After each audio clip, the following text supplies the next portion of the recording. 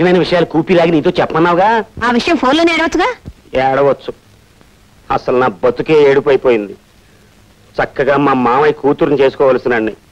పోనీ నిన్నైనా కట్టుకున్నాను కదా అనుకుంటే నువ్వు ఈ క్లబ్ ప్రొపరేటర్ గారి మీద మోజుతో నన్ను ఎదవ కింద జమకట్టేశావు. ఇటు నీకు చెడ్డైపోయి అటు మా మావయ్యకి చెడ్డైపోయి ఎదవా అని బోర్దోడు తైలించుకుని ఊరంతా తిరుగుతున్నాను. నాతో వచ్చేసే జ్యోతి, మనం వెళ్ళిపోదాం. వచ్చేసేయి జ్యోతి.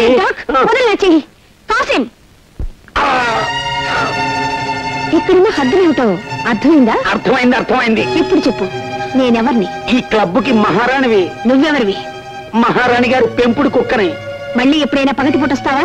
రాను, అర్ధరాత్రి దాటాకే వస్తాను. గుడ్.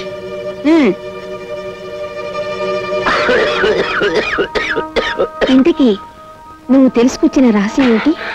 మా మామయ్య స్పెషల్ బ్రాంచ్ పోలీసుని పిలిచి ఈ క్లబ్ ని రాత్రికి రైడ్ చేయమన్నాడు.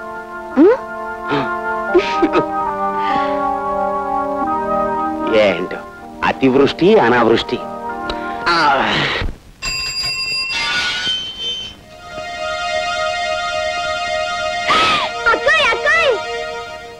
అక్క అక్క, మన ఇంటికి ఎవరొచ్చారో తెలుసా? చూశాను. అతను ఎందుకు వచ్చాడు ఇక్కడికి? మా నాన్నకి ఈబోదిచ్చి నయం చేయడానికి వచ్చాడు. అక్క, హరిదాస్ లేదు, జై జగజ్జంత్రి అంటే ఎంత విభూది వచ్చింది. విభూతితో పాటు నీ కళ్ళలో కొట్టడానికి కారం తెప్పించలేదా? అయ్యో, కారం నేను అడగలేదే. నీ కావాలంటే చెప్పు, ఉఫ్ అంటే కారం వచ్చేస్తుంది. అక్క, నువ్వు వెళ్ళి కాసే విసిరివా. దీంతో కాదు, ఆ తల భద్రైపోయేటట్టు ఇప్పుడే రాయి విసురుతాను. ఏంటి ఇలా ఉంటుంది? నేనే విసురుతా. ఏమిటమ్మా నువ్వు చెప్పేది నిజమే? నిజం బాబాయ్ గారు, దొంగతనం అతని వృత్తి. అమ్మ బూడిద రాసుకెళ్ళ విభూతి పేరు మీద నా మొహాన్ని బూడిద రాశానన్నమాట. వాడికి బూడిద ఎలా రాయాలో నేను చెప్తాను. నువ్వు వెళ్ళి వాడిని ఇక్కడికి పంపించు. పంపించు పంపించు.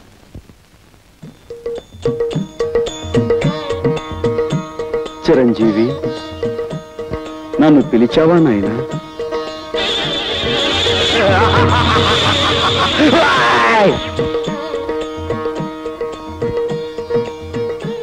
ఏమిటి నాయనా ఆ చూపు?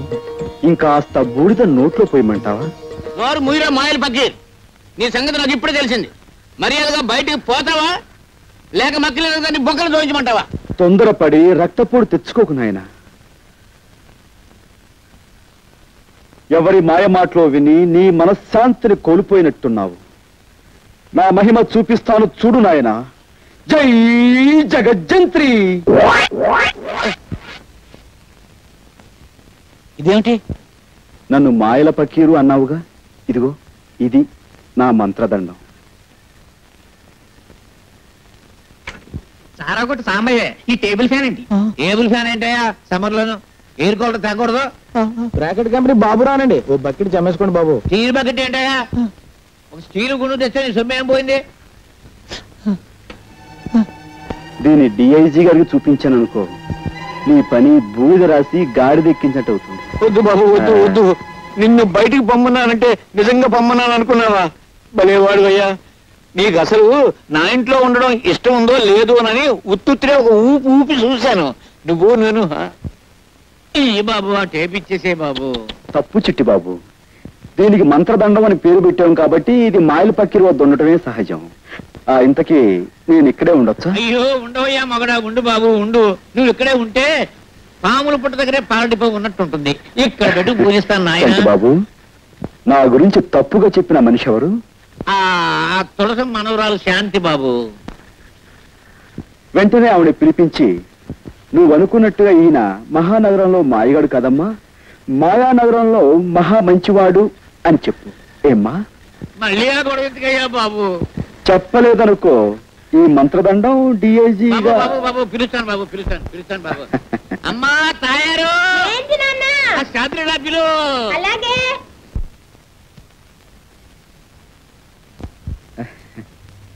పిచ్చి మొహమా.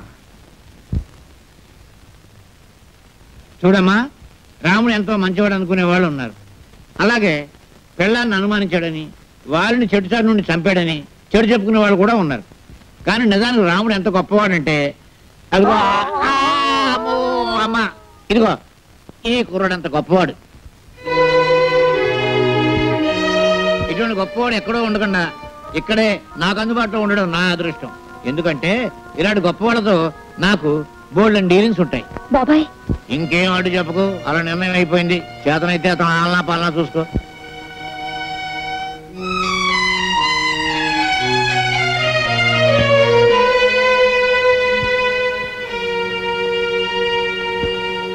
బామ్మా ఇలారా. అక్కడేం చేస్తున్నావు? సపరీలు ఉపచర్యలు పరిచర్యలు సపరీలు చేయడానికి ఆయన అన్న దేవుడా? మళ్ళీ ఎప్పుడైనా హరికథ పురాణాలు అన్న అంటే ఊరుకోను.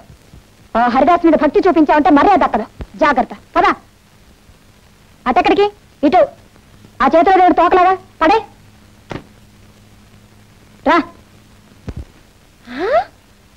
అయ్యో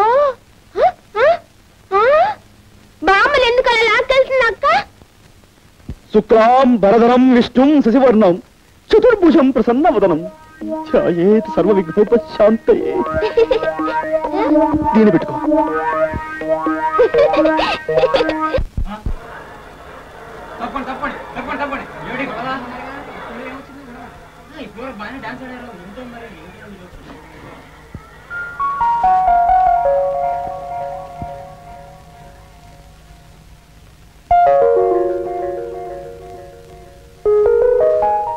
బాబు, వయసులో చిన్నవాడివైనా పాండిత్యం ఉట్టిపడుతూ నువ్వు చెప్పే హరికథ వింటుంటే నాకెంతో ముచ్చటేసిందయ్యా. అదంతా మీ అభిమానం బామ్మగారు. మరేమో నా మనవరాలు నువ్వు దగాకోరివి మోసగాడివి అంటుందయ్యా. నిన్ను చూశాక నాకు నమ్మబుద్ధి కావటం లేదు. లేదు బామ్మగారు, మీ మనవరాలు చెప్పిందే నిజం. అసలు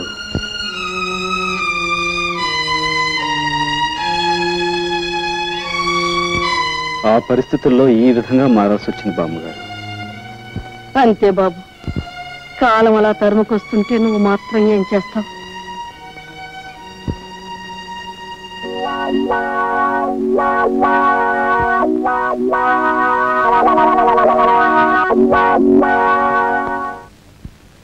భయమే నీ శత్రువు ఓ మనిషి, భయమే నీ మృత్యువు. ఈ మాయగాడి వేషాలకు మోసాలకు అంతం లేకుండా పోతుంది. ఇంట్లో లేకుండా చూసి ఇతని గదంతా గాలించి గుట్టుమట్టులు బయట పెట్టాలి.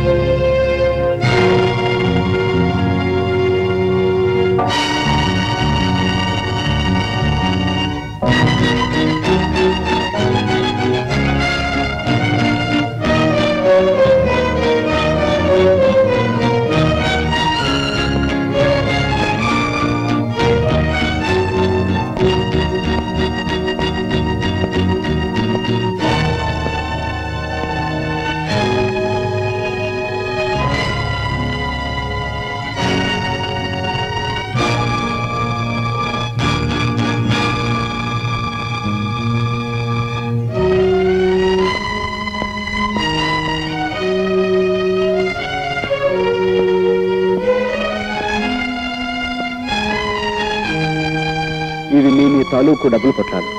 వీటి మీద మీ పేర్లు కూడా రాస్తున్నాయి. ఇది వరకు మిమ్మల్ని ఒకసారి క్షమించమని అడిగాను. ఇప్పుడు మళ్ళీ అడుగుతున్నాను. మీ డబ్బు కాజేసినందుకు నన్ను క్షమించండి. తీసుకోండి.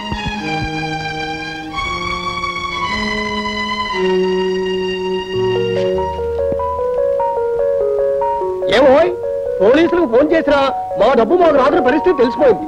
కానీ మమ్మల్ని చూడగానే ఎవరి డబ్బు వాళ్ళ చేతిలో పెట్టమని నువ్వు నాకు ఇచ్చావంటే చాలా గొప్పవాడు పోయి, చాలా గొప్పవాడివి, అతి మంచివాడు పోయి నువ్వు. థ్యాంక్స్ అండి. Thank you sir. ఆగు. నువ్వు అనుకున్నట్టు అతను పచ్చి దొంగే అయితే ఎవరి దగ్గర ఎంతెంత కాజేశాడో లిస్టు రాసి తన గదిలో ఉంచుకునేవాడా?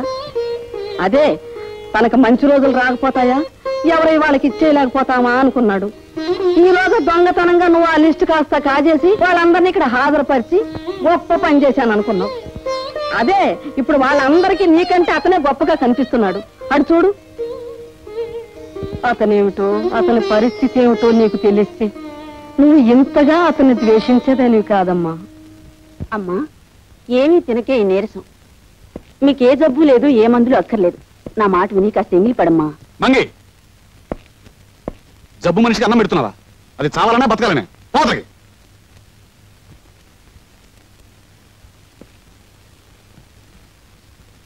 చూడు జానకి, డాక్టర్ నీకెన్నో మందులు ఇచ్చాడు. అయినా నీ నీరసం లాగానే ఉంది. నా ఆతృత అక్క ఇవాళ పెద్ద డాక్టర్ని కలిశాను. ఇదిగో ఆయన ఈ మంది ఇచ్చాడు, డ్రాప్స్. ఇవి కాఫీలో వేసుకుని తాగితే రేపు ఈ పార్టీ లేచి నడుస్తామన్నాడు. అన్నట్టు నీకు కాఫీ అంటే ఇష్టం కదా, ఉండు కలుపుకొస్తాను. అందులో వేసి తాగుదు కానీ.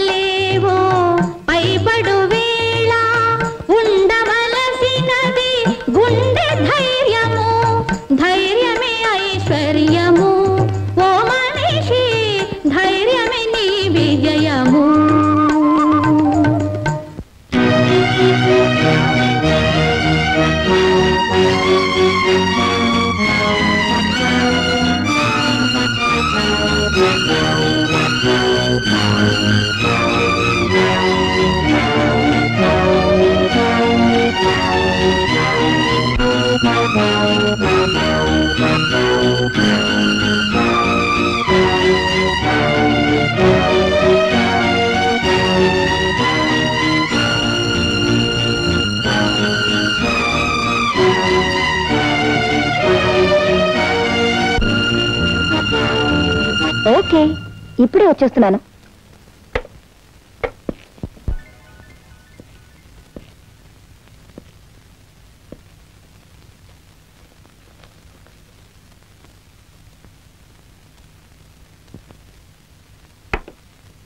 జానకి, జానకి రే కాఫీ తీసుకో.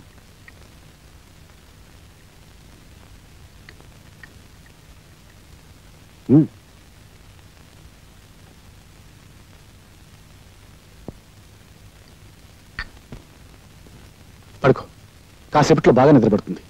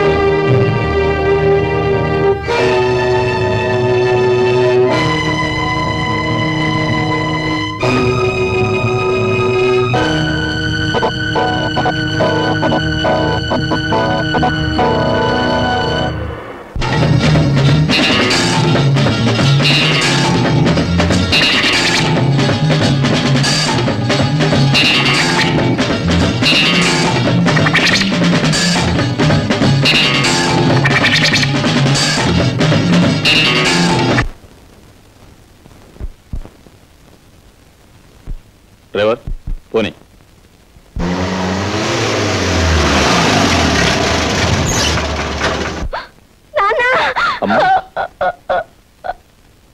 ఏం జరిగిందమ్మా?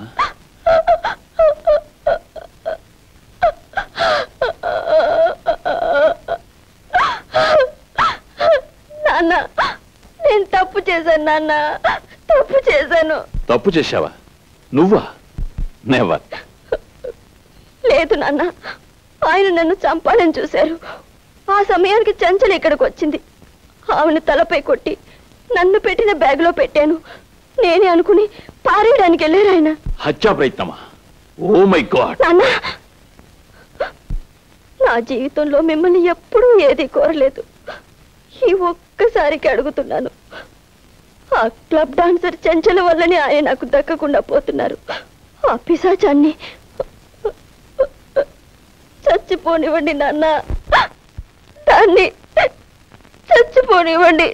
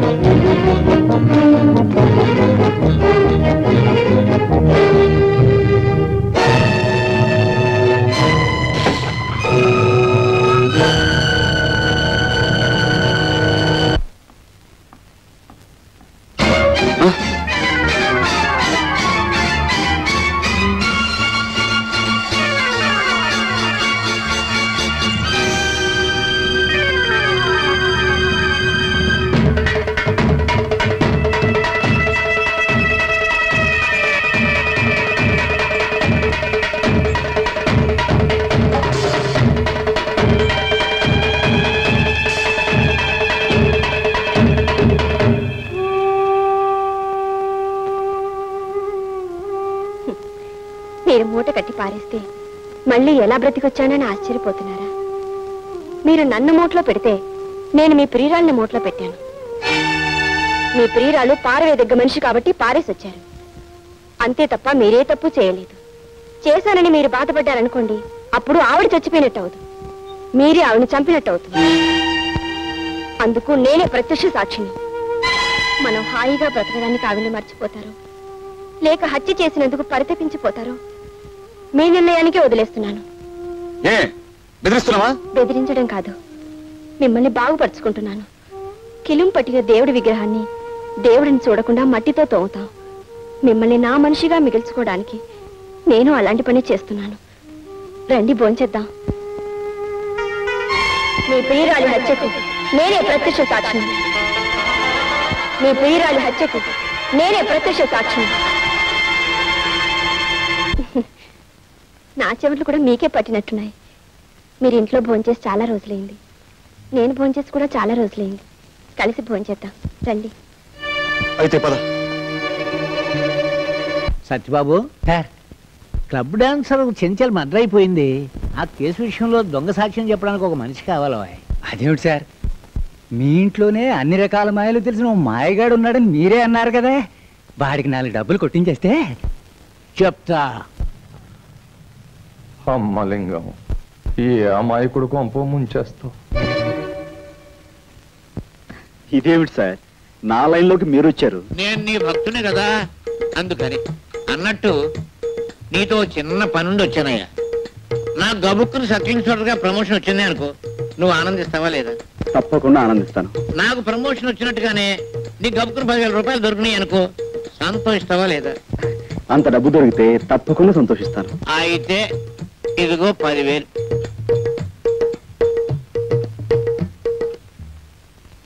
సరే సార్.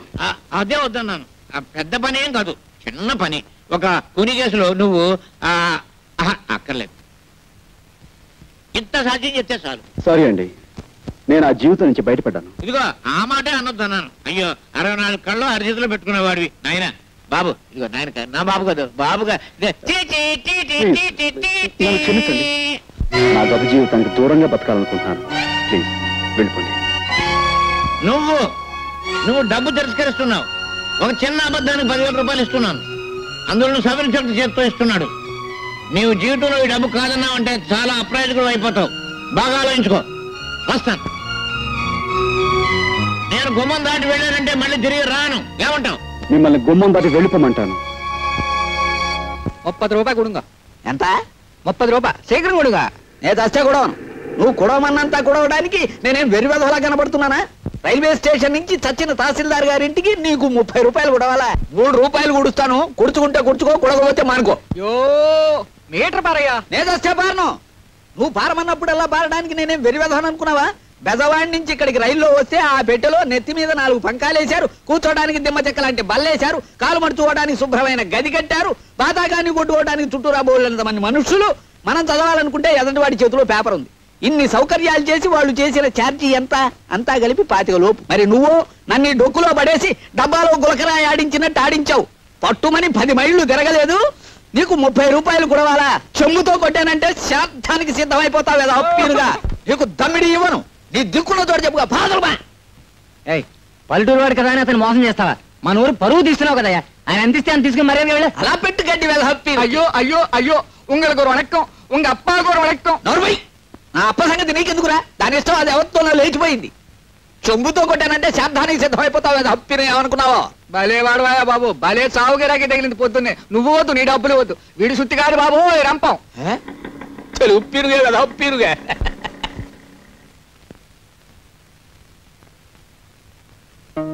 ఎవరు?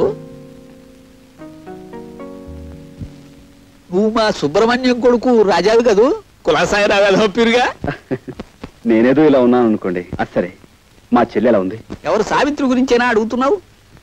దాన్ని ఆ ధర్మరాజు కొంపలో పారేసి నువ్వు పట్నం దక్కా వచ్చావు. అలా చేయమన్నది నేనే అనుకో వెధప్పి నువ్వుని. ఓ రోజున వాడికి ఏం దిమ్మదగులు పుట్టిందో ఒంటరిగా ఉన్న దాన్ని చూసి బలాత్కారం చేయబోయాడు. నేను కాదు, ఆ వెధప్పీరుగా. ఆ ధర్మరాజును కత్తికో కండగా నరికి ఆ పని చేయకపోయినా అంత పని చేసి ఓ అబ్బాయి నీ చెల్లెల్ని కాపాడాడు. ఎవరా అబ్బాయి? మన ఊరికి కొత్తగా వచ్చిన మాస్టర్ బాబు. అతన్ని నీ చెల్లెల్ని రక్షించడమే కాదు, పెళ్లి కూడా చేసుకున్నాడు. దాంతో అతగాడి మీద కక్ష కట్టి ఆ ధర్మరాజు అతని ఉద్యోగాన్ని పీకించేశాడు. దాంతో వాళ్ళ పరిస్థితి మరీ దుర్భరంగా తయారైంది బాబు. ఒక్క మాటలో చెప్పాలంటే మునుపు మీరు అనుభవించిన దరిద్రం అంతా ఇప్పుడు వాళ్ళు అనుభవిస్తున్నారు. బాబు, నిన్ను చూస్తుంటే 4 రాళ్లు సంపాదించి ఆర్థికంగా బాగానే ఉన్నట్టు కనిపిస్తున్నావు. నీ తోడబుట్టింది కష్టాల్లో ఉన్నది, దాన్ని ఆదుకోవాల్సిన కనీస ధర్మం నీది. పెద్దవాడిని నా మాట విను. నువ్వు డబ్బు తిరస్కరిస్తున్నావు. ఒక చిన్న అబద్ధానికి 10,000 రూపాయలు ఇస్తున్నాను. అందులో సవరించడం చేత్తో ఇస్తున్నాడు. నీవు జీవితంలో ఈ డబ్బు కాదన్నావంటే చాలా అప్రయోజకుడు అయిపోతావు. బాగా ఆలోచించుకో.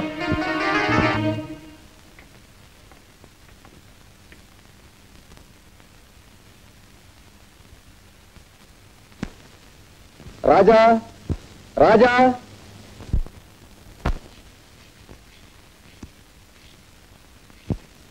నమస్కారం సార్. ద్రోహి, నువ్వు ఇంకా బతికే ఉన్నావురా? నీ రక్తం కళ్ళ చూస్తాను. నాకు శిక్ష పడ్డా సరే నేను చంపేస్తాను రా. నీ అంతు నిన్ను. Order order. నువ్వు దౌర్జన్యం చేయడానికి కోర్టు అనుకున్నావా, మరి ఏదైనా అనుకున్నావా? సారీ సార్, ఒక ప్రముఖ ప్రఖ్యాత జర్నలిస్ట్ అయ్యుండి కూడా ఇంత ఆవేశంగా మూర్ఖంగా ప్రవర్తించాను అంటే నా మనోవేదన మీకు ఏ విధంగా చెప్పుకోను, ఎలా చెప్పుకోను? స్వర్గస్థురాలైన చెంచల